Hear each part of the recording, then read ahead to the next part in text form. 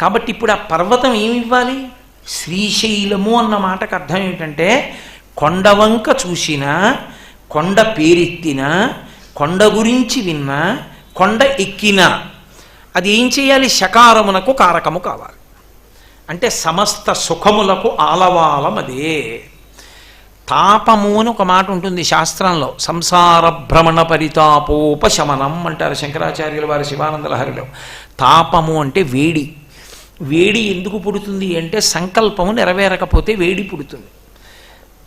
ఆనుకూల్యత, అమ్మయ్య నా మనసు చల్లబడిందండి అంటాడు. మనసు చల్లబడ్డానికి ఇంతకుముందు వేడిగా ఉందని ఏమన్నా నువ్వు లెక్క కట్టావా అంటే కోరిక తీరకపోతే తాపం, కోరిక తీరిపోతే చల్లబడిపోవడం. కోరిక తీరడం ఆనుకూల్యం, అదే శకారం.